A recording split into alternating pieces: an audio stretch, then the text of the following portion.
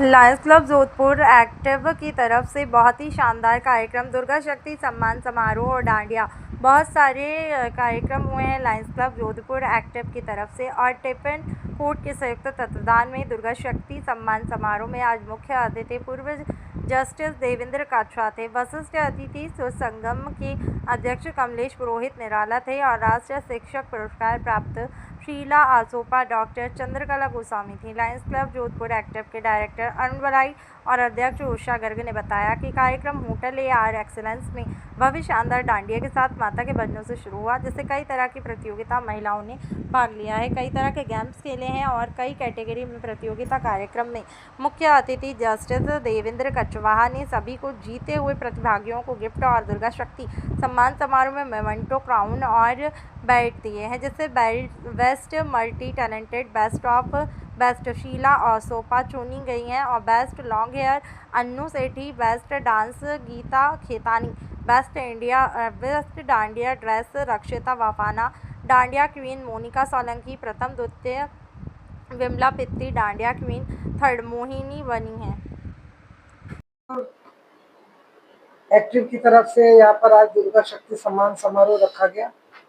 25 महिलाओं का दुर्गा शक्ति सम्मान समारोह में उनको सम्मानित किया गया और इसके कार्यक्रम के मुख्य अतिथि पूर्व जस्टिस देवेंद्र कछवा जी थे और विशिष्ट अतिथि हमारे यहाँ पर रवि कवि निराला साहब थे, कमलेश पुरोहित जी नाम उनका, और सुर संगम के अध्यक्ष हैं, और एडवोकेट संजीव व्यास हमारे अतिथि, डायरेक्टर अरुण बलाई जी हमारे, डॉक्टर चंद्रकला गोस्वामी, डॉक्टर शीतल सुराना, एडवोकेट अविनाश मुथा हमारे, और एडवोकेट सुनील ओझा। ये पूरी हमने एडवोकेट की टीम आज तैयार करी हुई है, जो खासकर हमारी ये इन्होंने ये सिखाया कि सारी धाराएं जो आजकल देख रहे हैं, लिविंग रिलेशन में रह रहे हैं और कितने औरतें चाहे महिलाएं ड्रम में पाई जा रही हैं, चाहे प्रेमियों से मरवा रही हैं, तो ये जो खराब संस्कार है उसके लिए आज हमने एडवोकेट शीतल सुराना जी को आमंत्रित करा है कि महिलाएं तो डरे भी नहीं, और महिलाएं जो ये सोच रही हैं कि हम सुसाइड कर लेंगे या पति का खराब व्यवहार है तो उसके कारण से, चाहे पूर्व प्रेमी हो चाहे कुछ भी, उसको बुला के, उनको पता नहीं चलता है कि उनके बच्चे, जब वो खुद तो ये काम करते हैं, उनके बच्चे होने वाले, पूरा परिवार एक तरह से खत्म हो जाता है। मैं इसके लिए चाहूंगी कि डॉक्टर शीतल सुराना अपने दो विचार रखें, जो कहना चाहिए क्या हो रहा है। आज जो समाज की दुर्दशा देख रहे हैं हम, शादीशुदा होते हुए भी जस्ट ये रोज का सुनने में आता है कि एक्स्ट्रा मैरिटल अफेयर हर एक के चल रहे हैं, चाहे लड़कियां हो चाहे पुरुष हो। ये दोनों के लिए ही खराब है, क्योंकि किसी का भी परिवार खराब होता है तो उसमें सफल बच्चे ज्यादा करते हैं।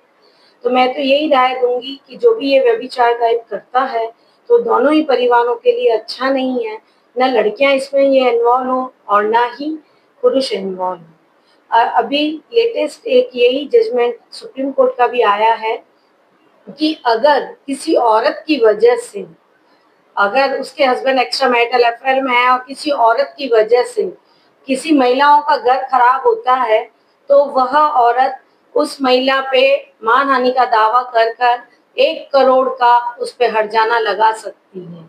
ये जस्ट लेटेस्ट जजमेंट 1 वीक पहले आया है हाई कोर्ट से। इसलिए मैं चाहती हूँ कि ना औरतें किसी और का घर खराब करे, अपना घर परिवार संभाले और दूसरों के भी परिवार को सम्मान की दृष्टि से देखें। धन्यवाद। और मैं कहती हूँ कि अगर आप लोगों की नहीं बन रही है तो एक अच्छा मोड़ देके उसको अलविदा करके वहीं छोड़ देना चाहिए। कई घर हैं ऐसा, नहीं सगी बहनों में भी नहीं बनती। इसके लिए मैं चाहूंगी एडवोकेट हाई कोर्ट के वकील संजीव व्यास जी 2 मिनट तक बताएं कि कैसे करना चाहिए व्यवहारिक रूप से लोगों का। सर्वप्रथम आज का जो पावन पर्व चल रहा है नवरात्रि का, जो मुख्य रूप से देवी माताओं के लिए समर्पित होता है, उसी थीम पर आज लायंस क्लब एक्टिव के द्वारा 25 देवियों का अलग अलग रूप से सम्मान किया गया। उसके लिए बहुत बहुत आभार, धन्यवाद उषा जी, उनकी पूरी टीम का।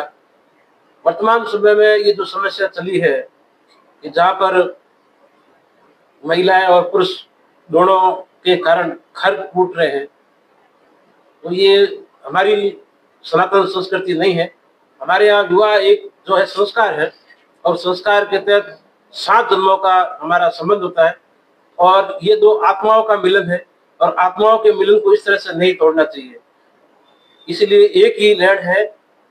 पुरुष का ये नैतिक जिम्मेदारी है कि वो महिलाओं का सम्मान करे और महिलाओं की नैतिक जिम्मेदारी है कि वो अपने सम्मान के लायक बनाए रखें।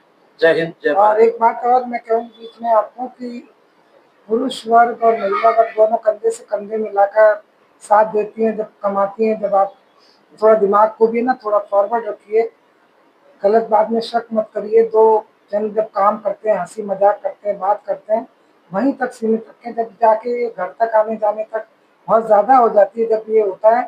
अगर बात करें तो आप ज़्यादा इतने शक्की मत बनिए, ना पत्नियों को इतना शक्की बनना चाहिए ना पति को। फिर वहाँ से बात शुरू हो जाती है तो या तो अपनी पत्नी को भेजो मत, घर का कोई गृह लघु उद्योग चला दीजिए। लेकिन अगर पत्नियां बाहर नौकरी कर रही हैं या पति बाहर नौकरी कर रहे हैं, ज़्यादा कमाने की धुन अंधाधुन ऐसी होड़ मची हुई है, तो सभी के लिए कहेंगे, सभी पूरे देशवासियों के लिए, कि पति भी बहुत ज़्यादा शक ना करें और पत्नियां भी ऐसा ना करें कि पति पर शक करें, और ना ज़्यादा किसी से इतना घोलमेल करें कि भाई है मेरा। ज़्यादातर जो केस पाए गए, जितने भी केस पाए गए, वो सब बहन धर्म भाई बनाए, धर्म बहन बनाई हुई, उन्हीं से जो अपना होता है उसी में बदमाशी होती है, उसी में गलत। आदमी शक नहीं करता कि भाई बहन है, भाई आया, राखी भी बनवा लेते हैं तो भी गलत हो जाता है। इसलिए मैं तो ये कहूँ, भाई बनाने की क्या जरूरत है। आप खुद काम करिए, नाम है नाम से बोलिए, बस काम करिए। और सब लोग देश को एक स्वच्छ वातावरण दिए, क्योंकि ये भयभीत बहुत खराब दशा होने वाली है। आज जो करे जैसे हो रही है, कल उसने करा तो वो सोचता हमारा शहर क्यों पीछे है, इसमें हमारे में भी होना चाहिए। अब भी एमपी इसमें बहुत आगे चल रहा है सब।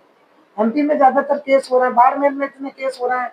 तो ये केस है, बस आपको ये कहना चाह रही हूँ कि मैं कि सब लोग स्वस्थ वातावरण रखिए, कहीं सब लोग गलत नहीं होते, अच्छी बातों के संस्कार दिए। मीडिया को भी कहूंगी इस बात की बातों को बहुत आगे न बढ़ाए।